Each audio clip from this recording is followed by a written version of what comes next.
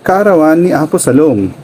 Pareho silang pumunta ni Mateo sa konting salo-salo ng matanda, pero nauna siyang pumunta roon samantalang si Mateo ay nahuli.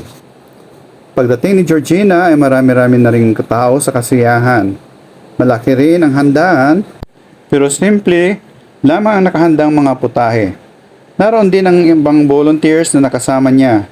Nahiling niya na sana ay nandun pa si Melendri para may makausap man siya. Para kasing wala siya sa mood makisaya. Binati naman kaagad niya siya ni Apo Salom at ng asawa nito. Iginiya siya sa malaking mesa kung saan maraming pagkain. Maya-maya pa ay naaliw na siya sa pakikinig sa mga sinasabi ng asawa ni Apo Salom. Ito ang nag-asisti sa kanya at natuwa naman siya. Nasa gilid lang si Mateo at medyo malayo kay Georgina. Nasa likod siya ng isang malaking punong mangga at nakatingin sa dalaga, binabantayan ang bawat galaw nito. Tumatawa si Georgina habang kumakain, ay nakikipag-usap sa asawa ni Apo Salom. Nakikita niya sa mga mata nito ang sigla at walang arte sa mga ikinikilos. Pinagbibigyan ang lahat ng hilingin ni Apo Salom. Naroong kumanta ito sa videoke at uminom ng lambanog at kahit napapangiwi sa lasa. Naisip niya na sana ay siya ang dahilan kung bakit ito masaya ngayon. Napailning siya sa kanyang naisip. Mateo, ba't nandito ka? Halika, sumali tayo sa kasiyahan nila, anyaya ni Ellen. Hindi na, dito na lang ako, tanggi niya. Nako, huwag kang killjoy. Halika na, pilit ni Ellen. At pagkatapos ay hinawakan ang kanyang braso sabay hila. Napapangiti na lamang umiiling siya. Wala siyang magawa kundi sumunod sa guro at lumapit sa karamihan. Nakipalakpak si Georgina kasabay ng mga taong naroon. Katatapos lang kumanta ni Apo Salom. Isang folk song na may salitang mangyan ang kinanta nito. Ang sabi ni Apo Salom ay may kasayahan pamamayang gabi at may gagawing traditional dance ang mga mangyan at may konting programa din dahil may inihahandang presentasyon ang mga batang mangyan na tinuruan pa ni Teacher Ellen. Siguro ay masaya yun kaya hindi niya palalampasin dahil gusto niya masaksihan yon. Magandang umaga sa iyo, Mateo. Ba't ngayon ka lang? Tanong ni Apo Salom. Napatingin siya kay Mateo. Kasama pala nito si Ellen. Nagtama ang mga mata nila pero siya ang unang nagbawi. Napatingin siya sa isang volunteer na katabi niya at nakipag-usap dito. Halika, kumanta ka muna rito anak. Nagsimula na kasi kami, sabi ng asawa ni Apo Salom kay Mateo. Mariin siyang umiling. Hindi ako kumakanta, nana. Mahigpit na tanggi nito. Nako, wag mo naman akong ipahiya anak. Sige na. Halos lahat sila ay tapos ng kumanta. Halika na, pilit ni Apo Salom. Lahat ng taong naroroon ay sumigaw at nag-cheer. Sige na, Mateo. Tumingin siya kay Georgina. Mataman lang itong nakatingin sa kanya na waring hinihintay kung ano ang gagawin niya. Yun ang nakapagbigay ng lakas loob sa kanya. Lumapit siya kay Apo Salom at kinuha ang mikroponong hawak nito. Nagsimula na siyang kumanta. Tagalog ang kantang yon at hindi pamilyar sa kanya. Hindi naman siya mahilig kumanta at makinig sa mga Tagalog na kanta. Nang magsimulang tumugtog ang videoke, napatingin siya kay Georgina. Nakatitig pa rin ito sa kanya. Sinamantala niya yon. Sa halip na kantahin ang lyrics ay tinulaan niya. Panay ang tingin niya sa screen ng monitor at basa sa lyrics. Sabay tingin kay Georgina. Bakit ikaw ang laging hanap ko? Minsan kang nakita ay nabighani sa iyo. Ang iyong ganda ay laging nasa isip ko. Pag-ibig na darama ay para lang sa iyo. Sana ikaw na ang aking pag-ibig. Ikaw na sa bawat saglit. Ang lagi ay kapiling ko kahit sa panaginip. Pag-ibig na inaalay sa iyo. What the heck? Di ata at ganon din ang nararamdaman niya para kay Georgina? Parang ang kanta ay para sa kanya at akma yun sa nararamdaman niya para sa dalaga. God, gusto niyang maiyak. Hindi niya inaakalang makakaramdam siya ng ganito sa isang babae. Para sa kanya ay kapag pumasok siya sa isang relasyon ay seryoso siya, pero kapag ang babae ang nagdesisyon na kumalas ay hinahayaan lang niyang umalis ito sa buhay niya. Pero kay Georgina, iisipin pa lang niya na iba ang gusto nito ay gusto na niyang maiyak at pilitin itong mahalin din siya. Pero hindi yun ang tama. Pinagpatuloy niya ang pagtula. Sana na may pagbigyan mo, pagkat ikaw ay nag-iisa rito sa puso ko. Sana ikaw na ang aking pag-ibig, pagkat ikaw ay nag-iisa rito sa puso ko. Nakatitig si Georgina kay Mateo habang tumutula ito sa harap. Gusto niyang matawa dahil hindi naman kumakanta ang lalaki. Nakatingin ito ng mataman sa kanya at parang nararamdaman niya na ang kinakanta nito. Parang sa kanya pinapatungkol nito ang kantang iyon. Gosh! Gusto niyang umiyak. Sana nga ay para sa kanya yon. Sana nga ay yun ang laman ng puso ni Mateo para sa kanya. Pero imposible yun dahil hindi siya nito mahal. Malalim siya na pabuntong hininga. Kailangan na niyang umalis bago siya makagawa ng isang aksyon na magiging katawa-tawa sa lahat. Gusto niyang umiyak. Baka kapag siya ay umalis doon ay nandoon na siya maiyak at maloka pa sa kanya ang mga katabi niyang kapwa volunteer. Nagmamadali siyang tumayo at nagpasintabi sa mga kasama. Nang makalabas na ay nagpunta siya sa likod ng barangay hall. Mabuti na lang at walang tao roon kaya doon na niya pinatulo ang kanyang mga luha. Nakakainis ang kanyang nararamdaman ngayon at ayaw niya yon na parang kailangan niyang makiamot sa pagmamahal ng kanyang bodyguard. Nagagalit din siya dahil nagsiselos siya sa isang babaeng wala namang ginagawang masama sa kanya at nagagalit siya sa kanyang nararamdaman para sa babae. Paimpit siyang umiyak pero biglang nagring ang kanyang cellphone. Ang kanyang ina ang tumatawag. Pinakalma muna niya ang kanyang sarili bago sinagot ang tawag dahil ayaw niyang mag-alala ito kung bakit siya umiiyak. Ma'am, hi! Pilit niyang pinasigla ang boses ng kausapin na ang ina. Hi Georgie, how have you been? Masayang tanong ng ina. I'm good, ma'am. In fact, it's Apo Salom's birthday today. I'm eating lunch right here now. Talaga? Oh, siguro ay nagkakatuwaan ang lahat ng tao riyan ngayon. Nasaan ang bodyguard mo? Is he with you right now? Of course, ma'am, pero nasa loob siya ngayon. Kumakain. Ayokong parating may nakabuntot sa akin. Masyado akong naalibadbara, nakangiting reklamo niya. Alright. Ang importante naman ay ligtas ka. Of course, ma'am. Naputol ang pakikipag-usap niya sa kanyang ina nang may kumuha sa kanyang cellphone. Napatingin siya sa taong kumuha. Kinabahan siya dahil nakakatakot ang mukha nito. Mayroon itong isang mahabang buhok at mahabang balbas. Nakasuot ng itim na jacket. May 3 lalaki pang kasama ang lalaki nasa likuran nito. Sinitan niya ang lalaki. Anong karapatan mong kunin ang cellphone ko? Ibalik mo yan. Galit na sigaw niya kahit unti-unti na siyang kinakabahan. Tumawa ng malakas ang lalaki. Paano kung ayaw ko ng isa uli? Galit ang nasabi nito. Hinawakan ng dalawa sa mga kasama nito ang mga braso niya. Ang isa ay nakahawak sa kanyang kanang braso at ang isa naman ay sa kaliwa. Tuluyan na siyang kinabahan. Ipiniksi niya ang mga braso pero masyadong malakas ang dalawa at hindi siya makawala. Let go of me, you crazy people, piglas niya. Wow pare, ang puti at ang kinis ng babaeng ito ah. Matagal na rin tayong hindi nakakatikim ng mistisa, sabi ng lalaking nakahawak sa kanyang kanang braso, sabay tawa ng malakas. Oh my God, mga NPA ba ang mga ito? Nakatitiyak si Georgina na hindi mangyan ang mga ito dahil malayo ang hitsura at pag-uugali sa mga katutubo. Sumigaw siya ng malakas, nakita niyang hindi pa naka-off ang cellphone niya na hawak na pinaka-leader ng 3 lalaki. She could hear her mother's voice calling her name.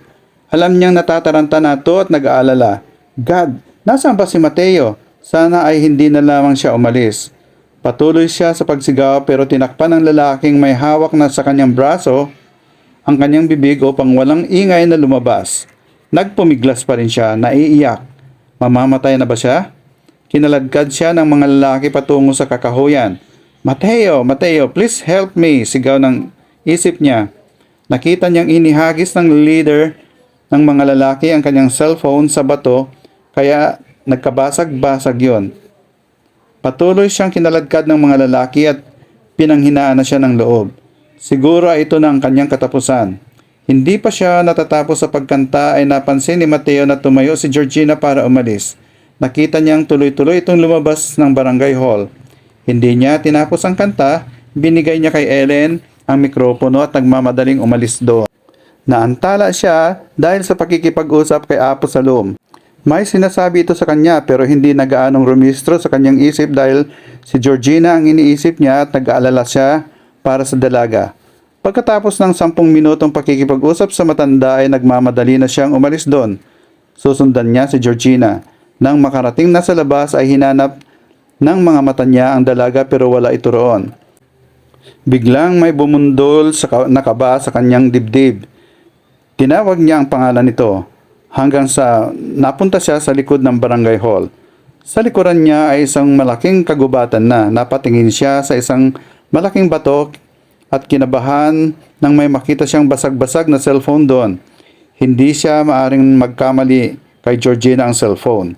Biglang nanginig ang kamay ni Mateo nang hawakan ang basag-basag na cellphone. Hindi dapat nakatayo lamang doon. Kailangan niyang hanapin ang dalaga. Parang sinasabi ng isip niya na pumasok siya sa kagubatan. Hindi niya papayagang may masamang mangyari dito. Mabilis na tinakbo niya ang loob ng kagubatan at isinigaw ng malakas ang pangalan ni Georgina. Bitawan niyo ko! Tulong! Tulong! Malakas na sigaw ni Georgina. Ha! Walang makakarinig sa iyo rito. Magandang binibini. Pagkatapos na kami sa iyo ay papatayin ka na namin. Kaya huwag kang maingay. Tumatawang sabi ng leader na lalaki. May hawak itong baril na nakatutok sa mukha niya. Malakas siyang tinulak ng 2 lalaking may hawak sa kanya. Sumadsad siya sa damuhan. Pinagsasampal siya ng mga to. Kahit parang hihimatay na siya ay ayaw sumuko ng kanyang utak at pinipigilan niya ang sariling pumikit. Kung mamamatay rin lamang siya sa mga kamay ng mga ito ay mas mabuting mamatay siyang lumalaban kaysa hayaan ang mga itong gawan siya ng masama. Kahit nanghihina na ay pinagsusuntok-suntok pa rin niya ang mukha at dibdib ng lalaking dumadaluhong sa kanya. Pinagkakalmot niya ang mukha nito. Pero lalo lamang nagalit ang lalaki at malakas na sinuntok siya sa sikmura. Huwag ka na kasing lumaban pa dahil wala ka namang magagawa, sabi ng lalaking may mahabang balbas, sabay malakas na tumawa. Napapikit si Georgina ng mariin nang maramdaman ang pananakit ng kanyang mga panga at dumudugo yon. Tuluyan na siyang napaiyak at unti-unting nawala ng pag-asa. Get your hands off her! Natigilan ang lalaking dumadalong sa kanya nang pareho nilang marinig ang boses. Nakita niya si Mateo na nakatayo at nakatutok ang 2 baril sa mga lalaki. Mateo, thank God you came. Umiiyak na sabi ni Georgina at tuluyan nang kumawala ang mga luha. Sari-saring emosyon ang kanyang nararamdaman. Takot, panghihina, pag-alala, at sakit sa mga tinamong bugbog. Ha! At sino naman itong mga lalaking parang gustong maging tagapagtanggol ng magandang babaeng ito? Kunot noong tanong ng isa sa mga lalaki. Manahimik ka, galit na sigaw ni Mateo at pagkatapos ay pinaputok ang baril sa lalaki. Natamaan ang lalaki sa balikat. Pakawalan ninyo siya dahil kung hindi ay papatayin ko kayong 4. Banta ni Mateo sa mga lalaki. Nagulat ang 4 na lalaki pero saglit lang. Pagkatapos ay nakipagbuno ng mga ito kay Mateo. Hindi naman inurungan ni Mateo ang mga lalaki. Nakikita ni Georgina ang pakikipagsuntukan ni Mateo sa 4 na lalaki pero hindi na yata niya matatagalang panoorin yon dahil hinang-hina na ang kanyang pakiramdam. Nagsisimula ng magdilim ang kanyang paningin. Kahit ano pa ang pilit niyang paglabanan ay hindi na niya kayang pigilan pa yon. Nagdilim na ng tuluyan ang paligid niya. Nagising siya sa isang di pamilyar na lugar. Napansin niyang pulos puti ang pintura ng buong silid. Iginalaw niya ang kanyang katawan pero tuwing ginagalaw niya yon ay may nararamdaman siyang konting kirot. Napansin niyang nakadextro siya. Nakita niya si Mateo na nakahiga sa sofa nakatabi ng kinahihigaan niya. Pinagmamasdan niya ang buong paligid. Nasa ospital pala siya. Bigla niyang naalala ang nangyari kanina. Ang 4 na masasamang lalaki na gusto siyang pagsamantalahan, ang pakikipaglaban ni Mateo sa mga to, ang pagsuntok ng lalaki sa kanya. Biglang nagbalik ang takot sa buong pagkatao niya. Niyakap niya ang sarili at umiyak siya. Nagising si Mateo. Georgina? Baka sa tinig ang pag-aalala ang wika nito. Lumapit ito sa kanyang higaan at umupo sa tabi niya. Yumakap siya ng mahigpit sa lalaki. Oh God, I'm so scared, Mateo. Gagahasain nila ako at pagkatapos ay papatayin. Papatayin nila ako. Nag-iistiryang sabi niya, sabay iyak at yakap ng mahigpit dito. Ramdaman naman niya, niyakap din siya nito ng mahigpit. Pagkatapos ay nadaman niyang hinahalik-halikan siya nito sa ulo. It's okay now. Wala na sila. Pinakulong ko na sila. Don't worry, I took care of everything. Patuloy lang siya sa pag-iyak. Natatakot ako, Mateo. Natatakot ako. It's okay, it's okay. Pagbibigay assurance nito sa kanya. Napatitig siya sa lalaki. She felt so safe in his arms. Kiss me, Mateo. Mahinang sabi niya. Natigilan si Mateo sa sinabi ng dalaga. Kiss me, Mateo. Pakiusap nito. Pumikit ito. Naghihintay sa kanyang halik. He was tempted to do it, and so he did. Gusto niyang halikan si Georgina. God, gustong-gusto niya. Dahan-dahang nilapit niya ang mga labi rito.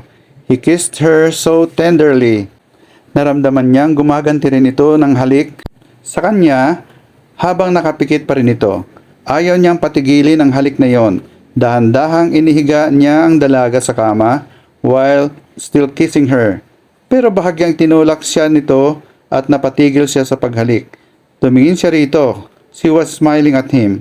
Ngumiti na rin siya at pagkatapos ay hinawi ang ilang hibla ng buhok na tumatabon sa mukha nito. Thank you for saving my life. Huwag mo akong iiwan rito, mahinang pakiusap ni Georgina sa kanya. I won't leave you, my Georgina. I promise, seryosong sabi niya rito. She smiled at dahan-dahang ipinikit uli ang mga mata. Matulog ka ng mahimbing at babantayan kita rito. Hindi kita iiwan. Dito lang ako. Nakangiting sabi niya habang tinitingnan ito. 2 oras ang nagdaan. Dumating sina Don Alejandro at Doña Consuelo sa ospital ng Mindoro na nag-aalala. Doon kasi nakakonfine si Georgina pansamantala. Nagdala ng helicopter ang mga magulang ng dalaga at ipinalipat ora mismo si Georgina sa Maynila. Inanyayahang siya ng mag-asawa na sumama sa Maynila pero hindi siya sumama. Gusto muna niyang mag-isip at bumalik sa isla ng mga mangyan para kunin ang kanyang mga gamit.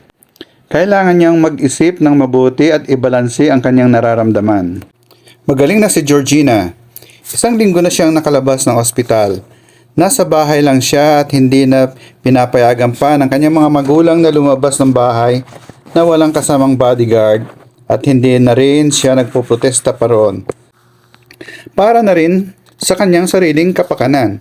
Napag-alaman din niya mula sa kanyang ama na ang mga bandido pala ang sumalakay sa kanya noon sa Mangyan community at nakakulong na ang mga ito pagkatapos makipaglaban si Mateo sa mga ito.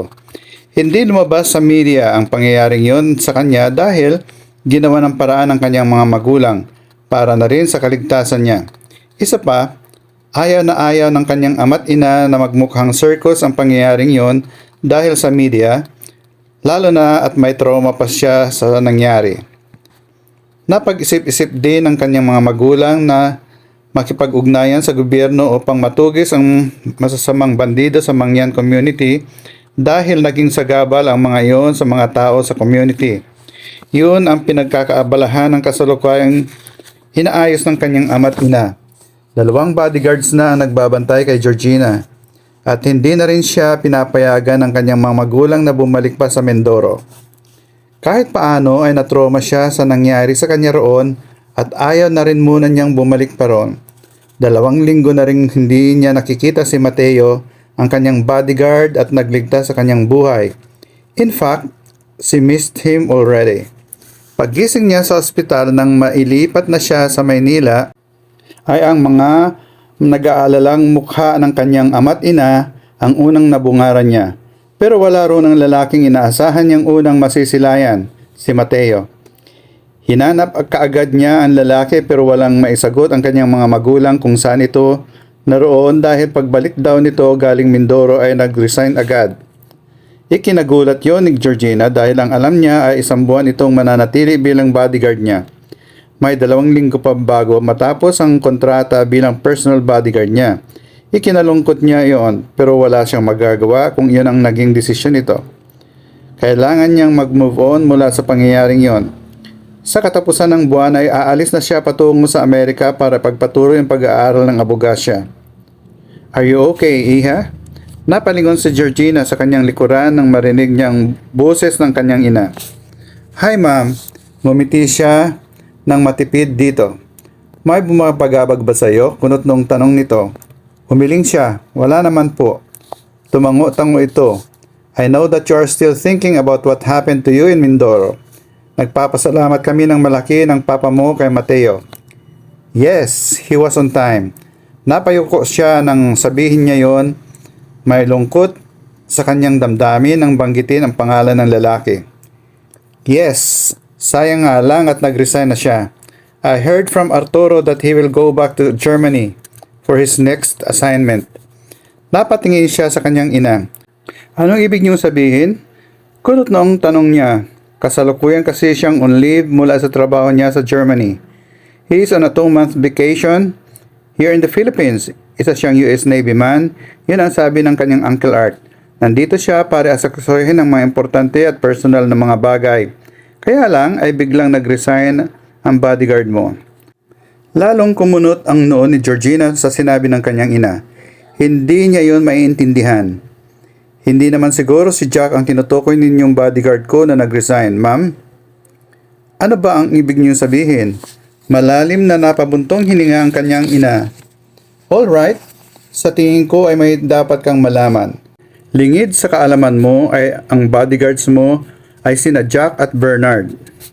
Jack is visible to you dahil nakakasama mo siya araw-araw, while Bernard is invisible to you. Invincible meaning hindi mo siya nakikita dahil nasa tagong lugar siya habang nagbabantay sa iyo at sumusunod. Ayaw mo kasi na parating may nakasunod sa iyo kaya nag-isip kami ng ibang paraan ng dad mo para hindi ka magalit sa amin. So there, we hired Bernard. High school ka pa lang ay kasama mo na siya. Pero lately lang ay nag-resign si Bernard dahil nag-asawa na siya kaya minadali naman ni Arturo ang maghanap ng kapalit ni Bernard. Eksakto namang umuwi si Mateo galing Germany and he accepted the job as your personal bodyguard for the meantime habang wala pang nahahanap na permanenteng bodyguard si Arturo para sa'yo. Mahabang salaysay ng kanyang ina. You mean, matagal na akong sinusubaybayan ni Mateo? Gulat na tanong niya. Tumango ang kanyang ina. Oo, kahit saan ka magpunta ay naroon siya. Natigilan si Georgina nang maalala ang isang insidente sa restaurant kung saan ay may napansin si Toby noon na lalaking panay ang tingin sa kanila habang kumakain sila. No wonder Mateo's face was very familiar. Binabantayan na pala siya noon nito. Noong lasing akong umuwi mula sa party ni Diane. Ma'am, siya ba ang naghatid sa akin noon? Parang alam na niya kung ano ang isasagot nito pero gusto pa rin niyang makakumpirma yon. Tumango uli ang kanyang ina. Oo, siya ang naghatid sa iyo rito sa bahay. Tumango-tango siya. Hindi na siguro niya dapat pang ikagulat. Yun dahil natrabaho naman itong pangalagaan siya. Did he tell you why I got drunk? Kinakabahang tanong niya. Yes, he said na marami raw ang nainom mo at hindi mo raw napansin yun dahil masyado kayatang naaliw sa kausap mo noon. Kaya naparami ang inom mo. Siya nang namarinig niya yon?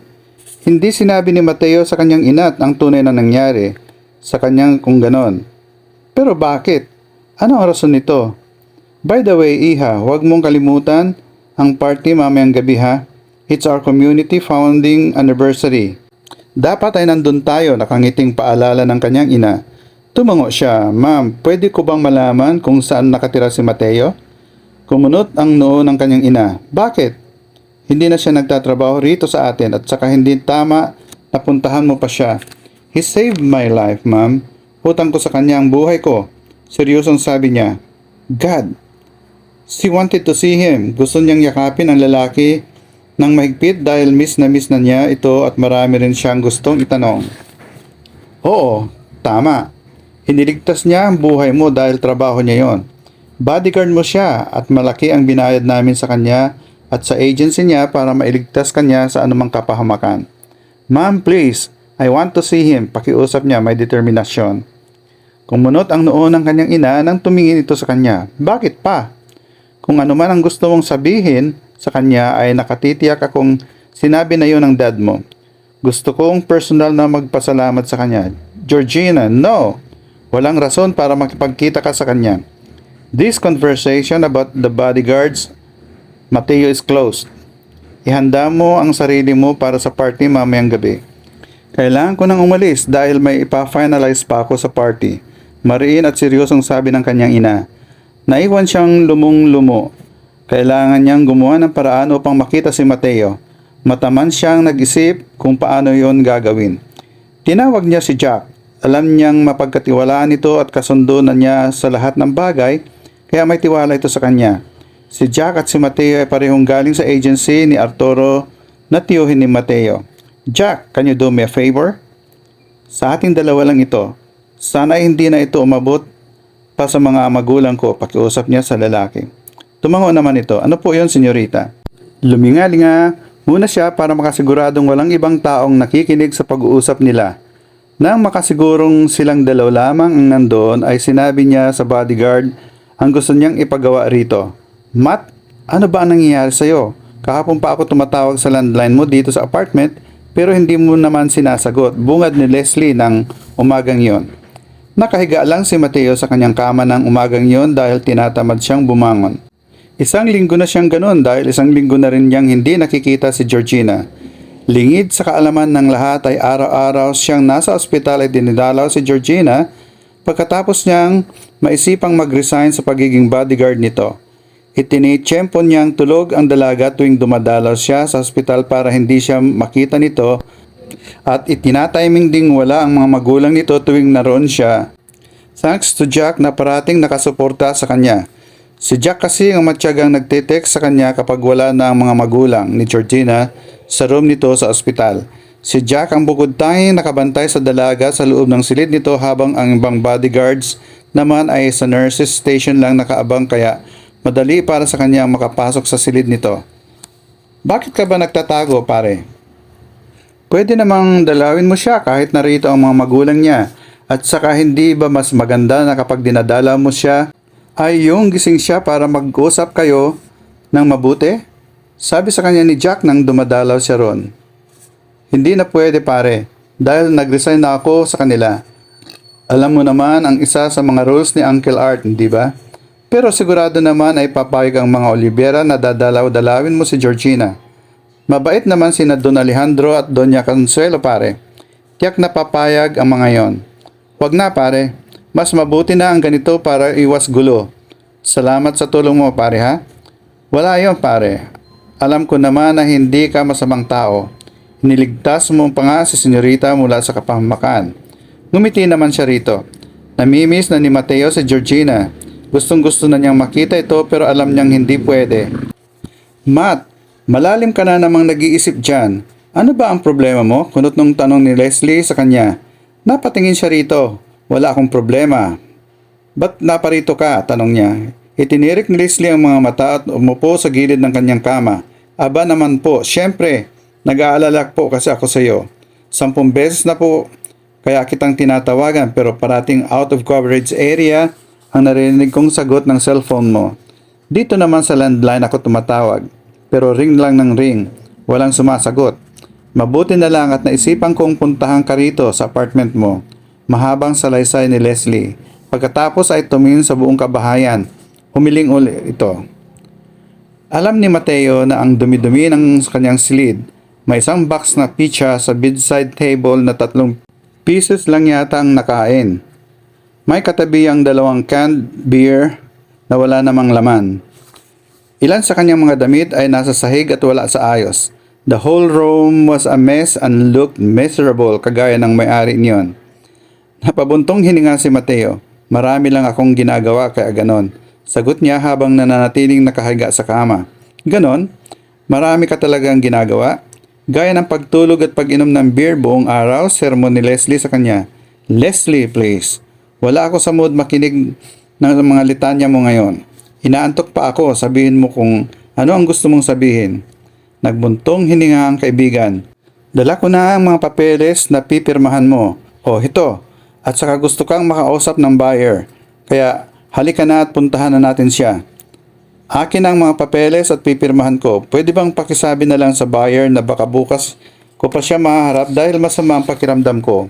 Okay, sige. Kung yun ang gusto mo. Sasabihin ko sa kanya yan. Ang mabuti pa ay magpahinga ka na muna riyan at lilinisin ko na lang itong bahay mo, parang gubat na yata sa dumi. Kung handa ka nang pag-usapan yung problema mo tungkol kung sino mang babae yan, ay handa akong makinig. Napakunot no siya. Ano ba yung pinagsasabi mo? Hay nako, Mateo, kilala na kita. Kahit kailan ay hindi ka naman nagkakaproblema ng ganito. Alam ko na logical kang tao. Kapag may problema ka ay ginagawa mo agad yon ng paraan. Pero alam ko na mahirap ang problema mo ngayon dahil problemang puso yan. Prangkang sabi ni Leslie. Bakit mo naman nasabi yan? Kunot nung tanong niya. Dahil kapag puso na ang involved, lalo na kapag totoo na yung nararamdaman mo, ay mahirap talagang kalabanin. Kahit lagyan mo pa ng logic ay lalo ka lang mahirapang lutasin. Kaya ang mas mabuti mong gawin ay harapin mo yan at gawa ng paraan bago ka pa mabaliw. Nakakatawang sabi nito sabay iling. Natigilan siya at napatayo. Siguro ay tama si Leslie, may punto rin naman ito. Lumabas na ang kaibigan sa kanyang silid at nagpunta sa sala para simulan ang paglilinis sa kanyang apartment. Tumayo siya mula sa kanyang kama at sinundan ito. Nakamanipis na t-shirt lamang siya at boxer shorts dahil galing pa siya sa pagtulog. Hindi na siya nahihiya kay Leslie dahil para na rin niyang kapatid ito. Paano kung hindi niya ako mahal? Wala sa loob na naitanong niya sa kaibigan. Tumigil ito sa pagwawalis at hinarap siya. Abay, paano mo naman malalaman yon kung hindi mo aalamin mula mismo sa kanya? Aba, naturuyan kang US Navy man. Ang dami-dami mong napuntahan na gyera at nalusutan na kamatayan. Kasimpleng problema na yan ay hindi mo pa magawa ng paraan? Nako, idol pa naman kita, Mateo Morris. Pero isa ka palang dakilang duwag. Ano ba yan? Naiiling na litanya ni Leslie. Napalunok siya. Tama ito, duwag nga siya. Hindi kami bagay sa isa't isa. Masyado siyang mayaman at simpleng tao lang ako. Ano bang klaseng buhay ang maibibigay ko sa kanya? Simple lang ang mga pangarap ko sa buhay, ang makapag-asawa at magkaanak, at simpleng buhay lang ang maibibigay ko sa magiging pamilya ko kung sakat sakali. Paano kung hindi yon ang gusto niya? Nag-aalalang sabi niya, sa kauna-unahang pagkakataon ay parang nanliliit sa sarili. Si Georgina lamang ang makapagpaparamdam ng ganon sa kanya. Paano nga ba kung hindi magustuhan ng dalaga ang magiging buhay nito sa piling niya kung sakat sakali? Paano niya yon tatanggapin? Ngayon pa nga lang na iniisip niya yon ay para na siyang mamamatay sa sakit. Uso pa ba ang langit at lupa na yan ngayon? Hay nako, Mateo, ang dami mong drama. Iwan ko sa'yo, ang dami mong problema. Kisimple-simpleng bagay ay pinahihirap mo. Ang tanong mahal mo ba siya? Seryosong tanong ni Leslie. Sunod-sunod siyang tumango. Oh, yun naman pala Di puntahan mo na siya. Pero kung sakali man na hindi kanya tatanggapin sa buhay niya ay tanggapin mo yon ng buong sa puso mo. Kahit masakit dahil ang ibig nang sabihin nun ay hindi siya ang tamang babae para sa'yo. Tumango-tango naman si Mateo. Nakahinga siya ng maluwag. Mabuti na lang at nandito si Leslie at naiintindihan nito ang pinagdadaraanan niya. Hinawakan niya ang kaibigan sa balikat. Thanks, Leslie. You are such a dear sweetheart. You will always be my little sister. Hinalikan niya to sa noo at niyakap ng mahigpit. Noon naman bumukas ang pinto ng kanyang apartment pero hindi niya napansin yon dahil nakatalikod siya sa pinto. I love you, Leslie, nakangiting sabi niya rito, sabay yakap ng mahigpit. Hindi sumagot si Leslie dahil sa pagbukas ng pinto ng apartment ay natutuok ang paningin niya rito. Natagpuan ni Georgina ang apartment ni Mateo dahil sa tulong ni Jack. Dahil sa kanyang excitement na makita ang lalaki, ay binuksan niya kaagad ang pinto ng apartment dahil hindi naman yun nakalak. Pero laking gulat niya na makakita ito ng may kayakap na babae at dahil nakatalikod si Mateo sa kanya ay hindi siya nakita nito. Lalo siyang nasaktan nang marinig mula sa bibig nito ang salitang I love you na sinabi nito sa babaeng kayakap. Mali pala siya nang iniisip. Tama ang kanyang ina, trabaho lang ang lahat na yon para kay Mateo. Iniligtas siya nito dahil trabaho nitong pangalagaan siya. Siya lang ang stupid ang nag-iisip na kahit kaunti ay may halaga siya para sa lalaking ito. Pwes, mali siya dahil kitang-kita niya ngayon na may iba itong minamahal at dinig na dinig pa niya yon mula sa mismong bibig nito. Ang sakit-sakit ng pakiramdam niya parang sinaksak ng 1,000 kutsilyo ang puso niya. Teka, may bisita ka yata, Matt? Ano ang kailangan nila? Nakangiting tanong ng babae sa kanya. Pinahid niya ang tumutulong luha mula sa kanyang mga mata. I thought, siguro maling bahay na napuntahan ko. I'm sorry sa istorbo. Nagkanda bulol-bulol na sabi niya sa babae. Biglang humarap si Mateo pagkatapos niya magsalita. Georgina? Tanong hindi makapaniwalang sambit nito sa pangalan niya. Natigilan din siya nang tawagin siya ng lalaki. Napatigil siya sa paghakbang. Kilala mo siya, Matt? Kunot noong tanong ng babae. Humarap si Georgina sa dalawa ng nakataas ang noo. Kailangan niyang itago ang tunay niyang nararamdaman ng mga sandaling yon bago pa siya pagtawanan ni Mateo at ng girlfriend nito. Pinahid niya ang mga luha bago siya humarap sa mga to. Yes, hi, I'm Georgina. Mateo used to be my bodyguard. I came by to personally thank him. Matagal kasi akong hindi nakalabas ng ospital kaya wala akong pagkakataon na makausap siya. Nagulat lang ako na nag-resign na pala siya bilang bodyguard ko. Gusto ko lang magpasalamat sa kanya sa pagliligtas niya sa buhay ko. Seryosong sabi niya. Ngumiti naman ang babae. Ganun ba? Naku, halika, pasok ka. Pasensya ka na ha. Ang gulo-gulo kasi rito. Maglilinis na nga sana ako eh. Tumango-tango naman siya. Gustong-gusto na niyang umiyak pero mahigpit na pinipigilan niya ang sarili na huwag gawin yon. No, thank you. Nagmamadali rin kasi ako. Salamat na lang, I have to go now. Georgina, sandali. Pigil na Mateo. At na mahigpit na hinawakan ang kanyang braso. Tumigil naman siya.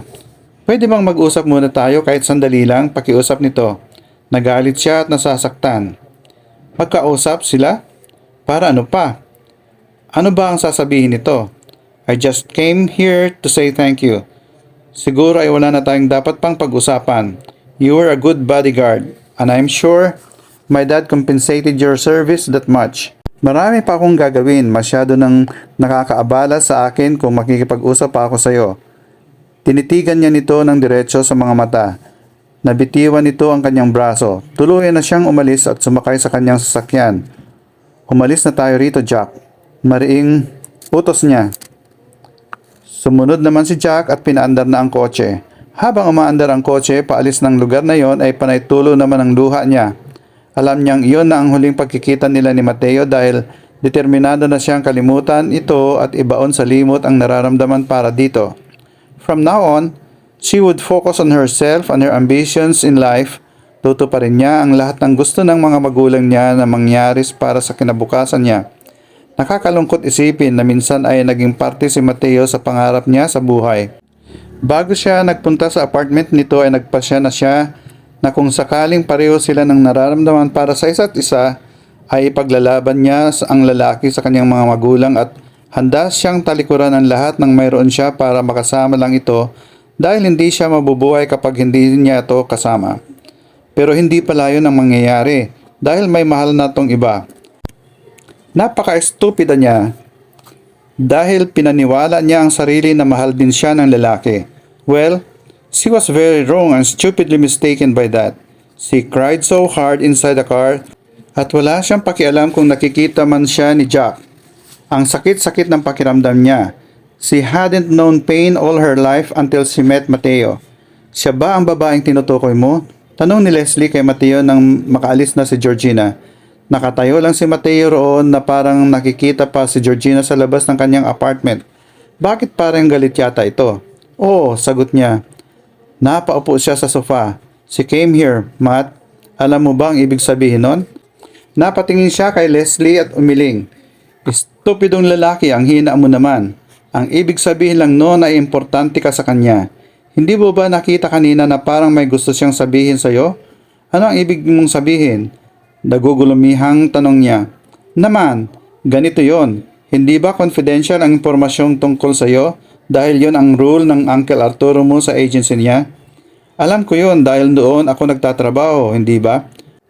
Once na nag-resign na ang sinumang empleyado niya ay hindi niya siya basta-basta nagbibigay ng impormasyon sa kahit na sino maski sa naging boss pa ng empleyado niya para protektahan ang mga empleyado niya at isa ka na ron.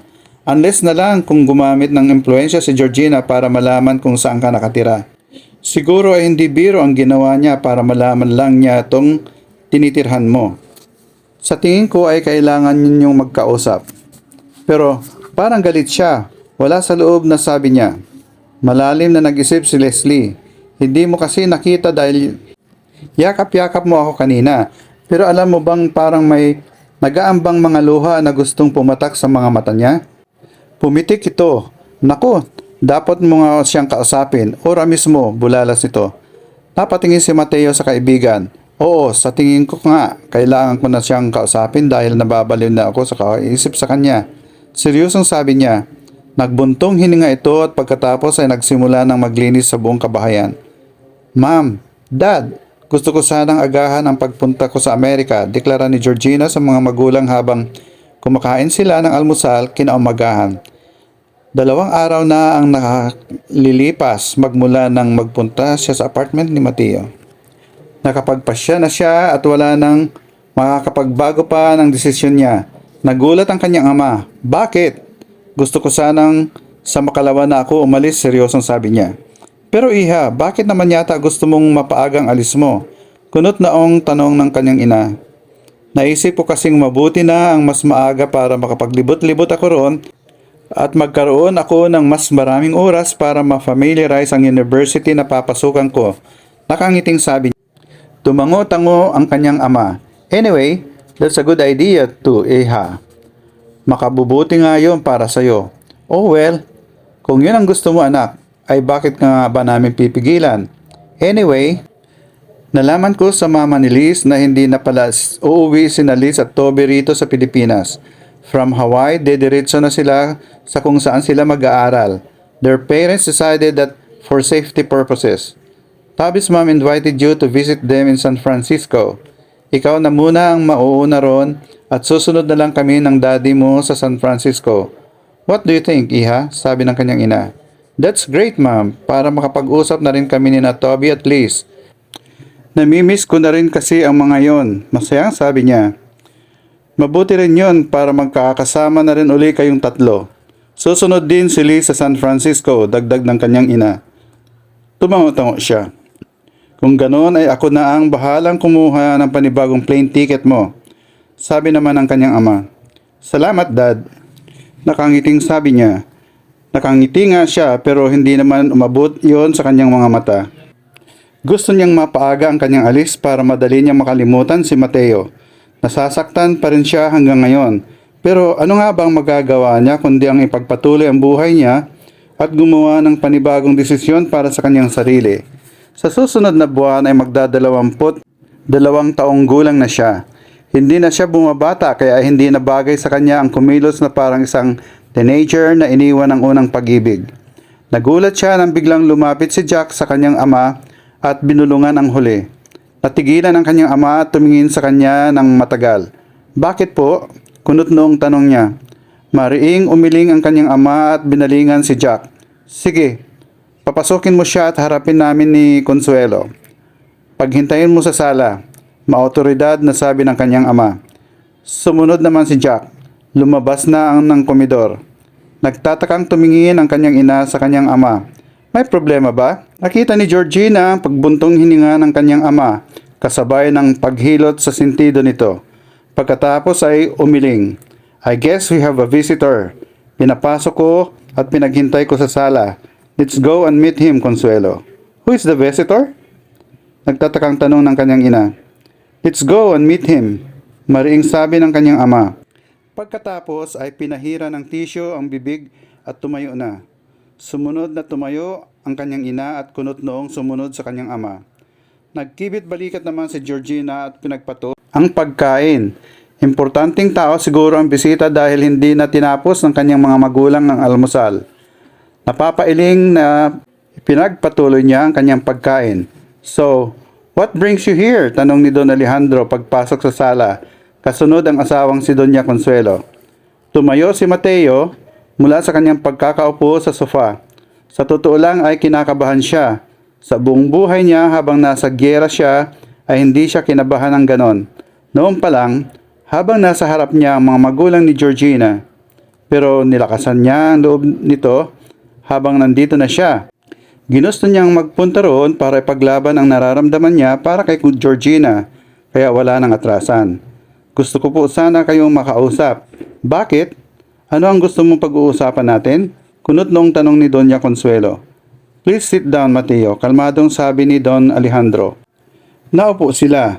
So, ano ang gusto mong ipakipag-usap sa amin? Tanong ni Don Alejandro. Tumikhim muna siya bago seryosong sumagot. Tungkol po kay Georgina, diretsang sabi niya. Ano ang tungkol sa anak namin? Ani Don Alejandro. Mahal ko po ang anak ninyo. Nagkatinginan ang mag-asawa sa sinabi niya. Alam ko pong hindi dapat pero minahal ko po siya nang hindi sinasadya. Pagpapatuloy niya. Tumango-tango si Don Alejandro at matagal na tumitig sa kanya.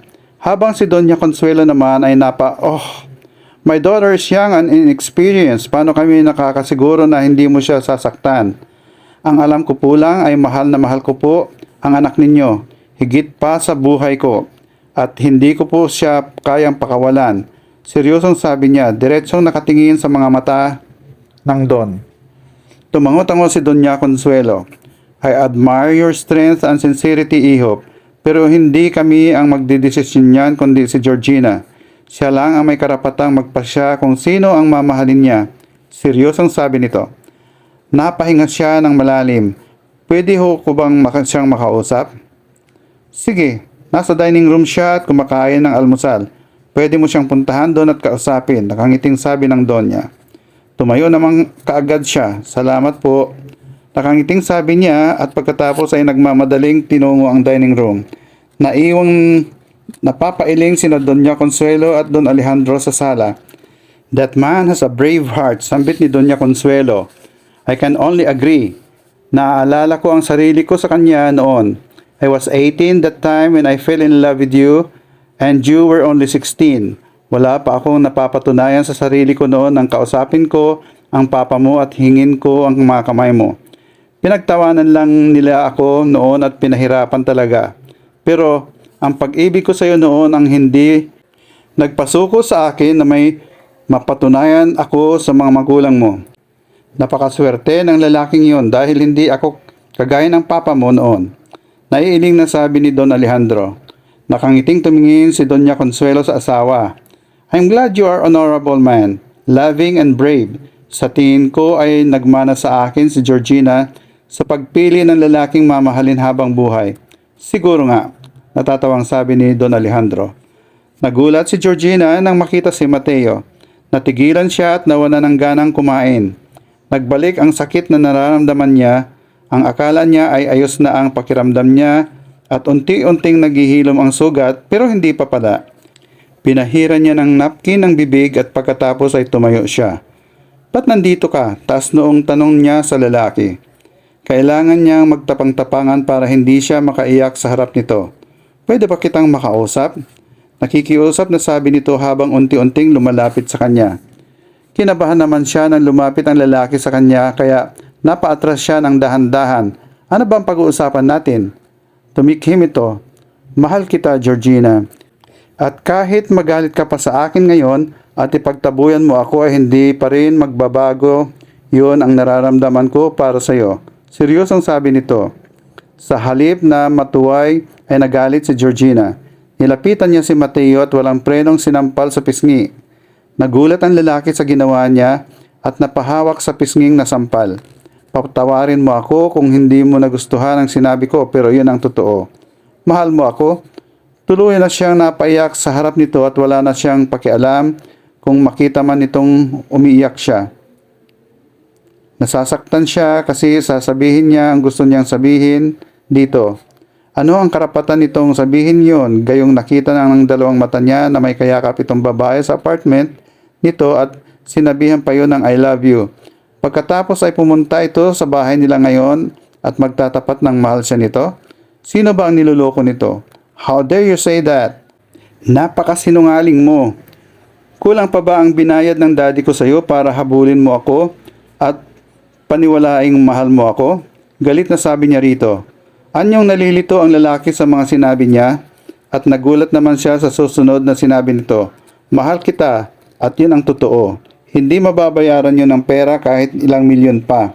Naparito ako para sabihan sa iyo na totoo ang nararamdaman ko para sa iyo at handa akong talikuran ang trabaho ko para sa iyo. Pero sa tingin ko ay nagkamali ako. Kasi sarili mo lang pala ang iniisip mo at hindi ka marunong makinig sa mga sasabihin ko. Ako pa ngayon ang makasarili? Anong tawag mo sa sarili mo? Hindi ba may girlfriend ka na? Nakita ko pa kayong nagyayakapan sa apartment mo eh.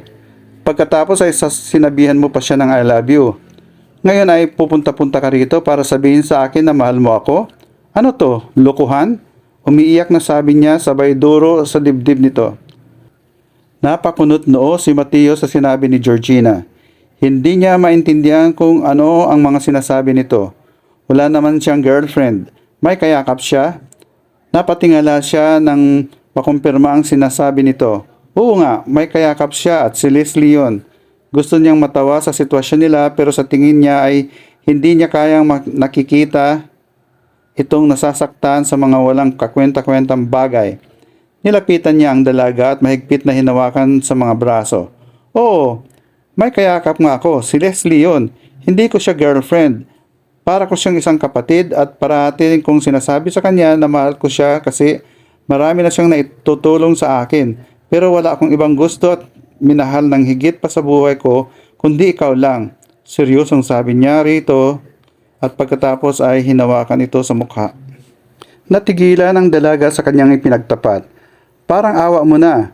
Huwag kang magsinungaling dahil masyado na ako nasasaktan. Mahinang sabi nito. Hindi ako nagsisinungaling, Georgina. Maraming rason para hindi ko tanggapin ang trabaho bilang bodyguard mo dahil hindi ko naman gusto na magbantay ng anak ng mayayaman dahil nakakabato yon para sa akin. Pero tinanggap ko ang trabahong ito. Alam mo kung bakit? Dahil gusto na kita, unang kita ko pa lamang sa iyo. Ilang beses ko mang itanggi yon sa sarili ko. Matatagpuan ko ang sarili ko na tinititigan ang larawan mo tuwing wala akong ginagawa.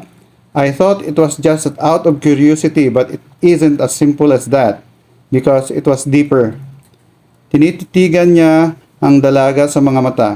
Pinahid nito ang mga luha nito at tumitig din sa kanya. Deeper like what? Hindi ko maipaliwanag. Pero nararamdaman ko lang yon sa puso ko. Sincerong sabi niya. Kinuha niya ang kamay ng dalaga at inilagay ang palad nito sa kanyang dibdib at kung saan kumakabog ang puso niya. Naririnig mo ba yon? Ang sinasabi niya ay Georgina, Georgina, Georgina. Nakangiting umiiyak ito habang titig na titig pa rin sa kanya. Ang corny mo nga pala, Mr. Bodyguard. Naniniwala ka ba sa akin ngayon? Sunod-sunod ang naging pagtangon nito. May pagpipilian ba ako? Taas nung wika nito. Nothing. And there's one more thing. Be my wife and the mother of my children. In that order. Tumaas ang isang kilay nito. Demanding ka pala, but I like that. Sa tingin ko ay hindi muna ako't matutuloy sa pag-aaral ng abogasya sa Amerika kung ganon. Hindi naman. Pwede ka pa rin namang mag-aaral kung gusto mo. Susuportahan kita na kahit anong gusto mong gawin. Nakangiting sabi niya rito. Paano ang trabaho mo? Anitong nag-aalala ang tinig. Nag-resign na ako. Bago ako pumunta rito ay tumawag ako sa big boss ko sa Germany na hindi na ako tutuloy sa operation. Oh, bakit? Kasi naisip kong gusto kong magkaroon ng asawa at mga anak at gusto kong mabuhay sa mahabang panahon para makasama ka. Biglang umiyak ang dalaga. Tila hindi napigilan ang sariling halikan siya sa mga labi. I love you, my bodyguard. I love you too. Pero baka hindi ko maibigay ang nakasanayan mong buhay kapag magpakasal na tayo. Nag-aalalang sabi niya rito. Bumabalik na naman ang walang kasiguraduhang damdamin. Tumirik ang mga mata ng dalaga. Mateo, you are more than enough. Wala akong pakialam kung hindi mo maibigay ang nakasanayan kong buhay. Basta sabihin mo lang sa akin Araw-araw na mahal mo ako, mabubuhay na ako ron. Napangiti siya. A spark of happiness filled his eyes. O sige, halika na. Magpakasal na tayo. Kakausapin ko na ang mom and dad mo. Malakas na tumawa ang dalaga. Tumawa rin siya at pagkatapos ay magkahawak kamay na tinungo nila sa sala kung saan naroon ang mga magulang ni Georgina na napagtanto niyang kanina pa pala nakikinig sa kanilang usapan. At dito na po nagwawakas ang pag-iibigan ng dalawang nilalang na magkaiba ng antas ng pamumuhay. Maraming salamat po sa inyong pagtangkilik at walang sawang pakikinig.